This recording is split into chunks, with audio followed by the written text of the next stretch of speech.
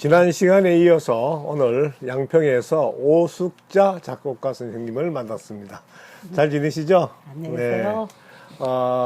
지난번에는 그 관현악 작품들을 중심으로 해서 이제 아시아 여러 나라들과 교류하고 또 개인적으로 또 이태리에서 입상도 하시고 이러면서 관현악 작품을 많이 이제 각광을 받으셨는데 언제 오페라의 작품들을 쓰셨잖아요. 네. 이제 상당히 빠르게 여성 작곡가로서 아마 최초로 쓰신 것 같은데 원술랑, 황진이 이 큰 작품들을 대작을 쓰셨는데 어떤 이유에서 오페라의 작업이 시작됐는지요?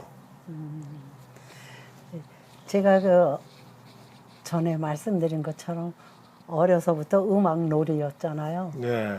그런 식으로 제가 중학교, 고등학교 때서부터 항상 영화를 보기를 좋아하고 연극을 보러 다니고요. 네. 그것도 보고 난 것 또 보고 항상 영화도 본 것을 또 보고 네. 그랬어요. 그래서 고등학교 때니까 영화관에 가는 게 금지했었어요, 금지됐어요. 그때는. 네. 그래서 몰래 다녔어요. 네. 그 거기에 저는 너무 착해가지고 영화 보면 나쁘다 이래가지고 영화를 못 봤어요. 그러셨군요. 그런데 저는 너무 그 보고 싶은 한 번 보고 나면 거기에 음악이라든가 배경이라든가 그게 생각이 안 나. 한 번 더 와서 그걸 기억을 해야지. 이런 그 욕심 때문에. 네. 그래서 또 보고 또 보고 한 5편까지도 보통 본 게 많아요. 네. 그러면서 거기에 나오는 그 배경 그 고전 드라마 고전 영화 영화들이. 그 벤허라든가 그렇죠. 뭐 명작들이 음악이 많았죠. 얼마나 좋아요. 오드리 헵번도 나오고. 네. 그걸 중학교 시절에 이제 그것도 단성사무실에 가서 보고 나중에 이제 커가면서 TV에도 그걸 또 하더라고요. 근데 요즘 볼 수가 없는데 그래서 그런 영화를 보면서 거기에 그 영화 음악에 심취가 됐어요. 네. 그래서 참 이런 장면에는 오케스트라가 브라스가 어떻게 표현을 했고 또 어떤 그 사랑의 테마에는 어떻게 표현을 했고 그 각양각색 그걸 섭렵하기 위해서 영화를 또 보고 또 보고 또 보는 거예요. 스토리는 뭐 한 번 보면 다 알지만요. 네. 그런 그 저의 생활에 그런 영화 속 드라마 속에서 항상 뭐 또 드라마도 또 예사롭게 안 봐요. 저기에는 저 배경음악이 안 맞는데 저 방해하는데 지금 대사를 또 뭐 이러면서 이제 나름대로 분석을 하면서 저긴 참 배경음악 기가 막히다 이러면서 늘 그 분석도 하고 또 제 나름대로 즐기면서 그렇게 생활해 왔어요. 그러면 드라마라는 것은 연극, 영화뿐만 아니라 우리 음악극에 오페라에도 그건 담아 있잖아요. 그렇죠. 그러면 내가 기왕 작곡을 했으니 그걸 나는 오페라로 표현을 해야겠다. 그런 그 의욕이 막 이제 솟아오른 셈이죠. 우연히 한 것이 아니에요. 하고 싶어서 했어요. 뭐 우리가 어릴 때 이제 영화 보는 것도 금기시했고 그런 것뿐만 아니라 작곡계에서도 영화 음악에 대해서 굉장히 폄훼하고 부정적으로 이야기한 적이 많잖아요. 네. 저도 김동진 선생님한테 직접 들었거든요. 네. 뭐야, 저구름 흘러가는 거. 네. 그게 영화에 나온 거 아닙니까? 뭐 최무룡 나오는 주제가예요. 건가요? 주제가예요. 그때 영화 음악 썼다고 많이 왕따를 당했어요. 좀 김동진 선생이. 근데 그 이야기도 들으셨죠, 김동진 선생님한테? 네, 그럼요. 이제 그러다 보니까 그 오페라로서 이제 드라마를 표현하는데 제가 뭐 그때 그 오페라를 열심히 관람하고 막 많이 보고 뭐 이러지는 않았지만 대충 국립극장이나 또 뭐 이런 데서 공연하는 거는 예술의 전당이나 늘 관람을 했죠. 그거는 뭐 음악가가 사랑하듯이. 예. 그렇게 해서 따로 제가 오페라 공부를 특별히 한 것은 아닌데 제 마음속에서 장면이 그 드라마틱한 표현이라든지 이게 배어 있었어요. 아. 그래서 표현이 수월했어요. 네. 그리고 나는 할 수 있어 쉽게. 어. 그것도 모션 하나하나가 움직이면서 걸어가면서 연기를 하면서 이럴 때 음악을 배경을 뭘 깔아주는 것까지도 다 생각을 하고.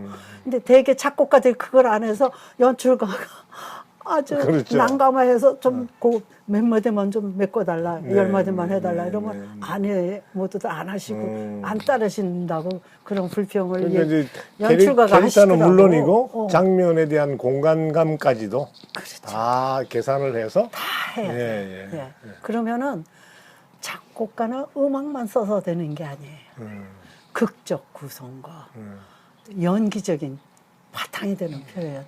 거기에 그 표현하는 그 대사에 맞는 음악 구성은 기본이고 예.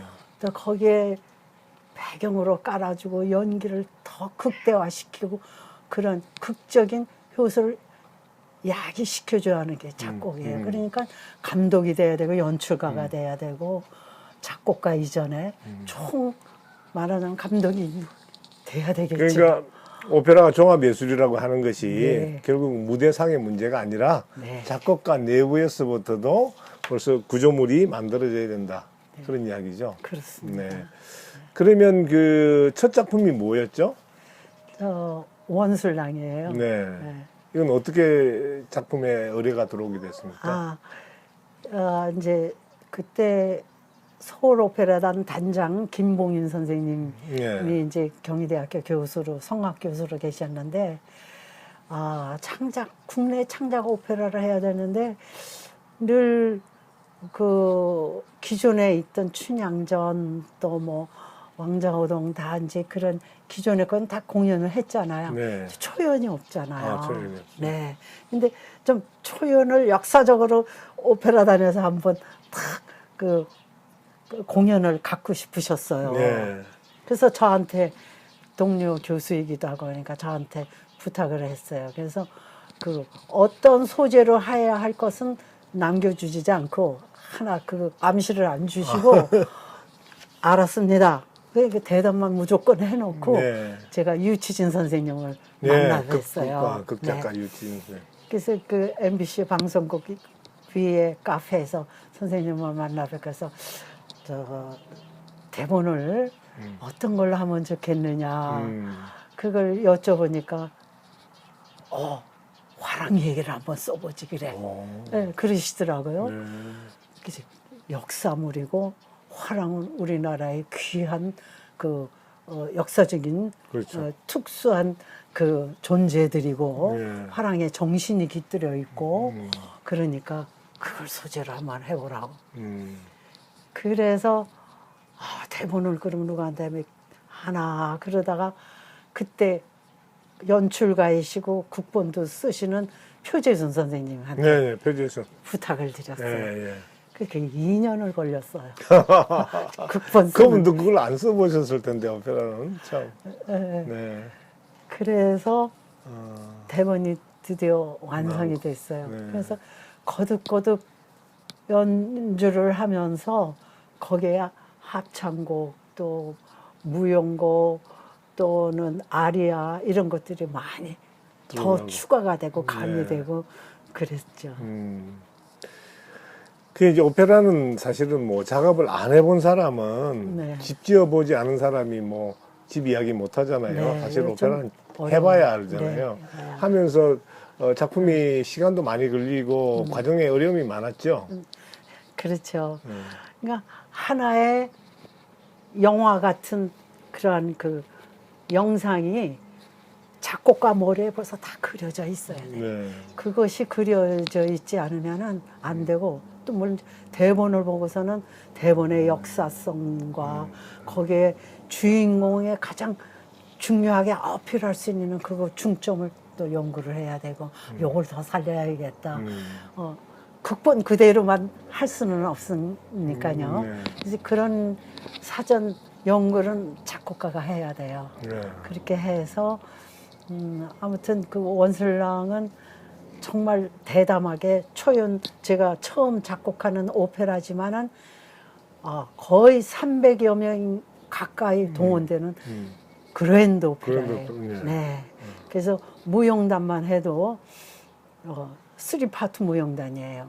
하나는 태권도 화랑이 하는 태권무. 태권무. 그들은 또 따로 형성이 돼야 되잖아요. 네, 네. 또 궁중무는 고전무용이 담당을 해야 되고, 또 태국산 협곡에서 당나라와 신라하고 이제 싸움하다가 죽은 망령들, 그런 망령들의 무용도 그거는 어휴. 이제 영혼에 그거 다 3파트로 다 나눠서 무용을 많이 쓰셨네. 네, 그랬어요. 그 네. 무용단도 네. 그 3파트 무용단이 나와요. 요즘 말하면 이게 굉장히 예산이 많이 들어가는 네, 작품성이었는데. 네, 맞아요. 그래서 지금 기피하고 있잖아요. 어휴. 요즘에 와서 네. 쉬운 세상이니까 요즘에는 뭐. 그 제가 이제 본 것은 대전에 할 때 네, 그때 네. 봤는데 두 상당히 번째, 예, 그러니까 세 번째 보셨어요. 예, 세 예. 번째 때 보셨어요. 대전에서 이제 보면서 상당히 스케일도 있고 또 여러 가지 재미있는 요소들이 많이 들어가 있잖아요. 태권도 같은 것도 들어가 있고. 네. 그렇게 해서 이제. 근데 여기서 강조한 것들은 뭡니까? 원술랑에서. 여기서 제가 창시한 것이 있어요. 예. 태권도의 품새 갖고 그 품새로만 늘 기합을 주고 yap하면서 예. 그렇게 했는데 저는 그걸 무용화 시킨 게 저예요. 무용화. 네.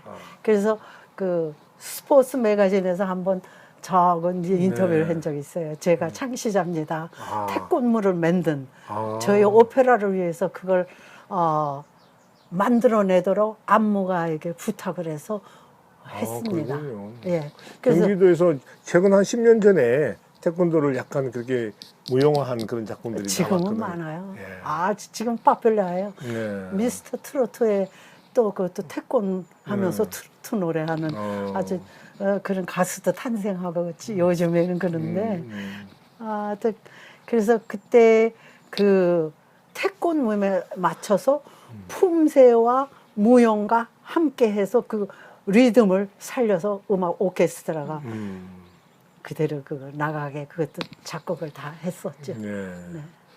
그 당시에 이제 뭐 현재명의 춘향전, 뭐 왕자호동, 또 장일남 선생의 그 왕자호동이죠. 네. 뭐 김달생 뭐죠? 그 자명고, 김동진 선생 또 심청.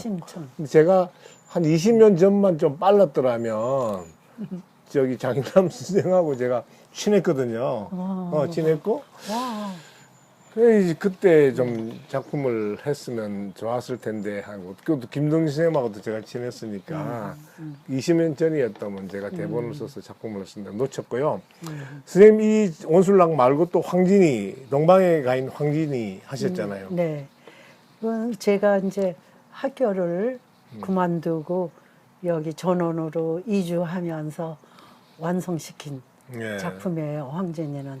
네, 그래서 제가 지난번 원술랑은 너무 드라마틱하고 또 전쟁 장면이 있어서 많잖아요. 그 오케스트라가 브라스가 얼마나 활약을 했는지 근데 그 오케스트라 단원 중에서 러시아에서 온 네. 트럼펫리스트도 있었고 또 뭐 외국에서 온 그런 그 연주자들 네. 초빙 연주자들이 했어요. 그분이 하는 말이 어느 오페라 연주를 다 해봤어도 이렇게 브라스가 활약이 많은 건 자기가 아주 그냥 너무 힘들었다. 힘 많이 뺐다고 그 얘기를 하더라고요. 네, 그래서 네. 고맙다고 내가 점심 한번 같이 먹자고 그런 말도 했었어요. 그런데 비해서 황진이는 물론 우리나라 역사의 그 재원인 시인이고 재원인 그리고 또 여성의 선각자나 다름없는 그 황진이를 다룬 것이라 우선 아름다움을 위주로 해야겠다. 그 타이틀 롤이 황진이니까 그리고 또 황진이를 상업화해서 영화나 뭐나 그래서 하나의 그 섹스 어필하는 그런 여성으로만 그 활용을 그렇죠. 하고 있어요. 사실 그렇지 않아요. 네. 그 선각자고 대단한 재원이고 네. 조선시대 그 4대부 그 정말 그런 귀족들과 함께 술자리를 나누면서 시어로 즉흥으로 주고받는 기가 막힌 재혼이에요. 정말 이 시대에도 그런 재혼을 찾아볼 수 있을까 하는 그거를 내가 살려야겠다. 진정한 황진이의 재능과 사상과 그걸 살려야 돼서 이 오페라에 그렇게 표현하는 거예요.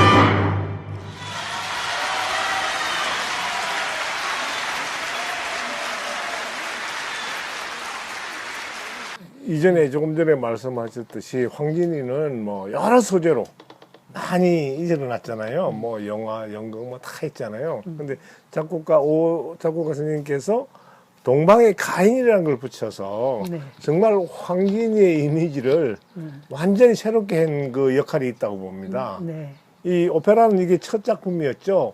우리나라에서 황진이라는 소재로. 네. 네. 네. 그래서 이 이제 오리엔탈 뷰티. 네, 오리엔탈 그래서 뷰티. 이거는 동방의 가인. 정말 동방에 이런 가인이 우리 조선 시대에 있었다는 건 정말 대단한 자부심을 갖고 있어요. 저도 이 작품을 국립극장에 할 때 봤잖아요. 네. 그래서 상당히 그 작품성도 있고 또 매력적인 부분도 많고 또 참 잘 나왔다 이렇게 했는데 마지막에 엔딩 장면도 지금도 기억이 나요. 성화시켜서 그렇게 마지막 그 장면 어떻게 처리했었죠 그때? 네, 그때 이제 황진이가 병이 들면서 마지막 유모한테 유언을 하면서 자기 시신을 개성 근처 개울에다가 버려두라. 네. 나는 살아생전에 죄 많은 여인이니까 까마귀의 밥이 되도록 하자. 예, 그 맞아요. 유언을 하면서 숨을 거두죠. 네. 그때 이제 드라마틱하게 유모가 아씨 하면서 이렇게 하는 순간 그 전에 황진이가 그 6년 동안 계약 동거를 동거, 했던 예, 예. 이사종이며 이사종. 사모했던 서경덕이며 그 모든 어머니며 다 돌아가신 분들이 다 됐어요. 그 영혼이 다 뒷장면에서 나타나서 휘날에는 모든 합창과 더불어 오진이 황진이 그러니까. 그 합창과 더불어서 진지하면서 비장하게 그 대단원의 막을 내리도록 돼 있죠. 그때 저도 그 감동이 아직도 남아 있어요. 상당히인데 그 연출가가 그렇게 한 겁니까? 뒤에 엔딩에 그런 장면들 처리? 제가 했습니다. 아, 네. 대본에 없는 걸 예. 그렇게 유도를 했어요. 네. 그러니까 연출가가 제가 대본에 그렇게 써 놓으니까 네. 그걸 보고 그렇게 했어요. 아주 의기투합을 한 거죠. 네. 그거는 만약 그 장면을 연출자가 이러지 마시다 이렇게 했으면 저는 좀 속상했겠죠. 자, 그 작업을 하면서 그 황진이를 작업하면서 이제 대본이 있고 그다음에 작품을 하면서 여러 가지 캐릭터들이 있잖아요. 네. 그 캐릭터들을 어떻게 분석을 하셨습니까? 표현할 때. 예, 분석이 대본을 읽으면 분석이 되죠. 네. 그 이사종은 이사종대로 또 서경덕은 서경대로 정말 그 학자고 또 그 어머니 저기 황진이 어머니는 또 그 어머니대로 또 그 이전에 황진이 그 소녀 15, 16 그 소녀를 짝사랑하던 그 총각이 있어요. 네. 그 상사병으로 네, 죽죠. 그렇죠. 상해 못 나가게. 네네. 그래서 그 상여 나가는데 그렇죠. 황진이가 자기 그렇죠. 속옷을 벗은 치마, 던져니까. 속치마를 던져주면서 그거 상해가 풀려나가는 것이. 가게 하면서 그때 자기는 황진사의 비록 양반의 딸이지만 서자이기 때문에 자기는 양반이 될 수 없고 그래서 그때 그 기생이 되기를 선언을 하죠. 그 첫 막인데 어머니가 그때 진이야 하면서 통곡하는 그것으로 끝나죠. 이제 학교를 네. 그냥 스스로 그냥 교수직을 던지고 네. 작업을 하셨잖아요. 네. 이 작업할 때는 상당히 행복했겠어요. 얼마나 시간이 걸렸나요? 그렇죠. 그런데 보통 작곡가 이제 스승이나 뭐 동료들이나 그런 작곡하는 행위가 고통이다. 다들 그러셔요. 예. 아기를 분만하는 고통이다. 그래서 아기를 태동시키는 그런 고통이 따른다고. 그래서 그 대담이 김규현 선생님하고 저랑 했을 때 그 네. 얘기를 하시더라고요. 그래서 제가 아닌데요? 아니에요. 작품을 쓰는 게 얼마나 몰두할 수 있고 얼마나 행복한 일인데요. 고통을 갖는다면은 고통이 탄생돼요. 그걸 고통을 청취자 아니 그 청중에게 그 들려주면은 고통을 선물하는 거죠. 나의 판타지, 나의 엑스타시를 나의 그 행복과 또 아름다움을 전해줘야죠. 내가 그랬더니 그때 그 전혀 예상하지 않는 말을 함으로써 이 얘기 대담이 8시간이 지속이 됐어요. 8시간이 그 계기로 인해서. 그 작품을 만들어낸다라고 할 때 그냥 문학적 또는 그 작곡의 머리로만 상상하는 건 아니잖아요. 네. 원술랑도 그랬고 황진이도 그렇고 어떤 체험적 요소 안에서 녹아 나온 그걸 위해서 뭘 하신 적이 있나요? 아, 제가 이제 이 원술랑 그 김여신 그 신라 예. 신라 어디죠? 경주. 경주. 신라라 그러네. 제가 역사서에서 나와야겠어요. 경주에 가서 김여신 장군 묘를 참배하면서 그때 그 사랑하는 차남 화랑 원수를 싸움에 당나라의 싸움에서 죽지 않고 살아서 나왔다는 거, 화랑 오개를 지키지 않았다는 것을 그걸 받아들이지 않는 그러한 완고한 그분의 고집을 무덤 앞에서 그 시대는 그랬었나 지금은 이해가 안 가지만 그 시대에 그걸 그래도 나는 받아들이고 표현을 해야지 그런 생각이 나요. 예. 그래서 이제 그 사랑하는 그럼에도 불구하고 아버지의 사랑하는 아들의 마음을 유령이 나와서 본 아버지의 자세로 돌아가서 사랑하는 내 아들아 이제 타이틀도 됐죠. 그 아리아를 부릅니다. 네.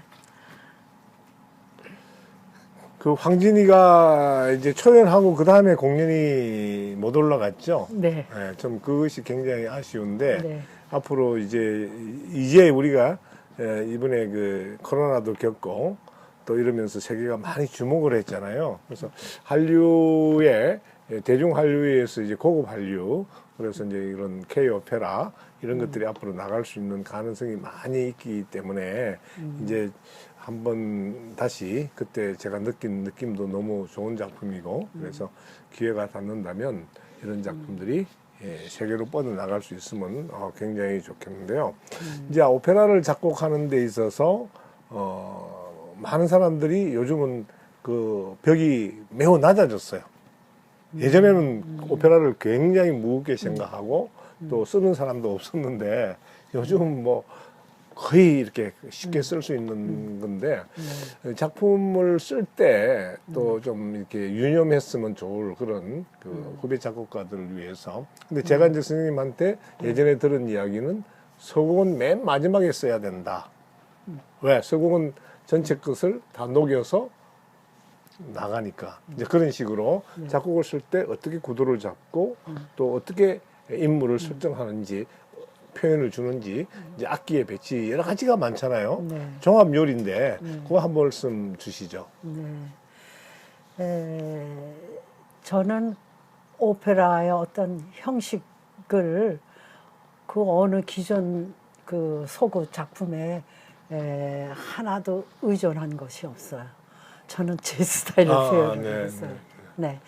그래서 소곡은 물론 미리 작곡하는 경우도 있겠고 해놓을 수도 있겠죠.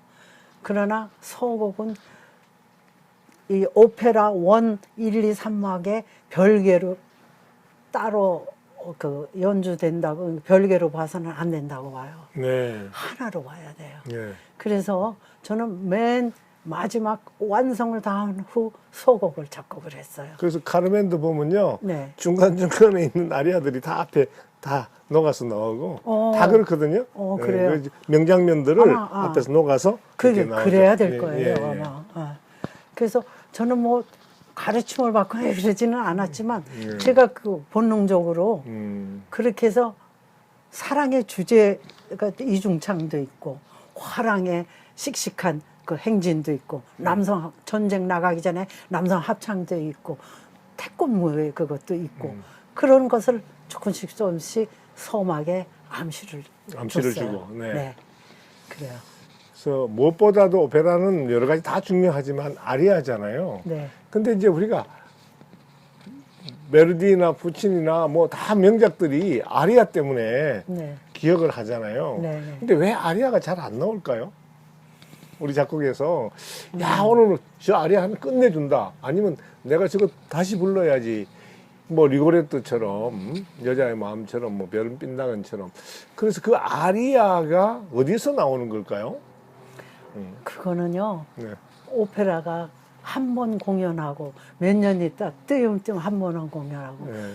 그렇게 연주할 상황에 여건이 많지 않기 때문이에요.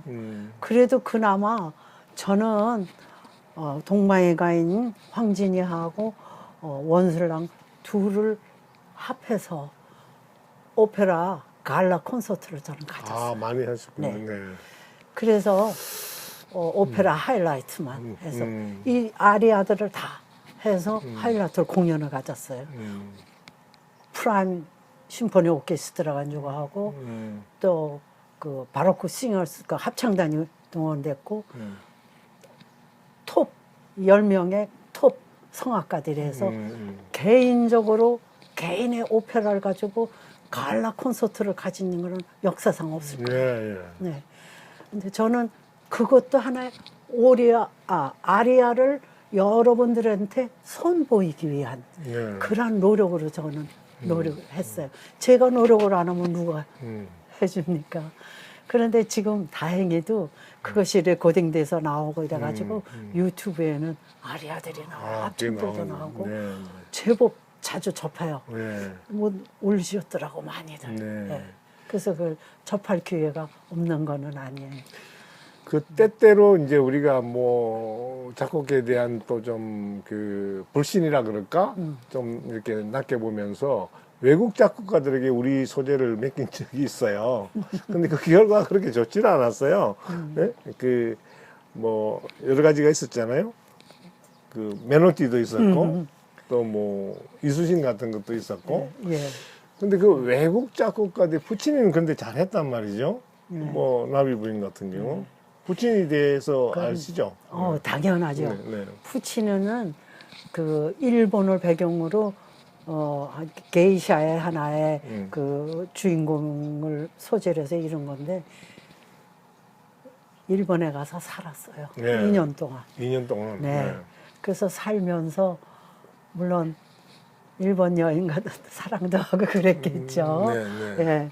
그래서 그 일본의 여성들의 그 습관이라든지 태도 또 게이샤의 그 어떤 특징 또 그 시스템에 하나의 질서가 있을 거 아니에요. 그걸 터득하고 공부를 해서 또 일본 그 선율 또 일본 스케일이 있습니다.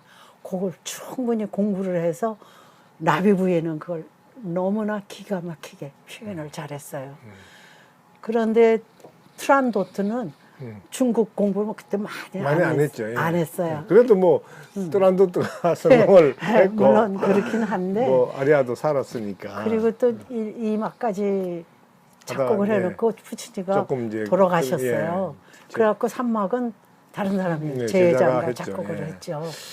그래서 그래도 뭐 오케스트라 간주에는 중국 풍을 조금 나도록 그렇게 이제 엿보이는 게 많아요. 근데 그것은 의상, 중국의 그 화려한 네, 의상을 모디파이 해가지고 더 발전시켜서 우리나라의 그 의상을 더 화려하게 발전시켜서 그냥 그 드레스화 했다고 할까요? 예. 그런 식으로 그렇게 해서 청중들을 아주 눈여기를 충분히 할 수 있게 만든 작품이죠.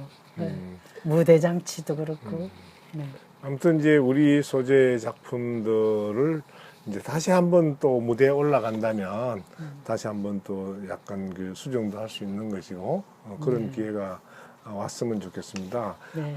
오페라 창작과 이제 큰 축이 가곡. 초기에는 기악 음악을 중심으로, 그다음에 오페라가 이제 중심으로 왔다가, 그다음에 다시 또 이제 조금 더 대중성이 있는 예. 가곡을 많이 하셨는데, 앞으로 우리 그 오페라의 이러한 작곡가들이 좀 더 힘을 내도록 정부 당국에 좀 부탁 한 말씀 해주시죠. 원로 작곡가로서. 네. 물론 가곡뿐만 아니라 오페라도 포함해서 정부의 지원이 없이는 사실 순수 음악은 지금 슬픈 얘기지만 착 죽어가고 있어요. 방송이 안 되죠. 네. 저작료가 나오지가 않지요. 그래서 순수 음악 작곡가들은 정말 어려운 처지에 놓여 있어요. 왜냐하면 지금 인터넷 세상에 온 세계를 하나로 만들고 있어요. 동시에 우리가 정보를 공유하고 있잖아요. 그런데 아주 이지 리스닝, 즐겁고 감각적이고 그런 거를 우리가 지금 즐기고 있는 시대란 말이에요. 그러니 이렇게 아카데믹하고 어렵고 종합 예술을 정부의 지원 없이 우리가 개인 투자가 있을 수가 없고 또 며칠 연주하기 위해서 몇십억 몇억을 투자할 수도 없고 그게 손해보는 네. 투자 아니에요. 그래서 이것은 정말 요즘에 케이팝 뭐 그래서 아이돌한테만 신경 쓸 게 아니라 벌어들이는 돈은 어마어마하게 많아요. 감사한 일이에요. 저도 즐겨하고 케이팝 따라서 춤도 추고 그래요. 그러나 순수 예술을 끝까지 영원히 살아남을 수 있게 하는 그것은 정부의 서포트 없이는 그건 불가능해요. 그래서 지금 굉장히 위기에 처해 네. 있어요. 그런 슬픈 현실에 있죠. 개인 오페라단, 민간 오페라단들이 이렇게 또 작곡가들이 열정적으로 해서 70년을 지나왔는데 이제는 정부가 국격에 맞는 또 G7 20국에 맞는 그러한 그 문화적 지원책이 마련되어야 된다고 봅니다. 자, 오늘 오페라에 또 선구적인 역할을 하신 오숙자 작곡가님을 만났습니다. 감사합니다. 감사합니다.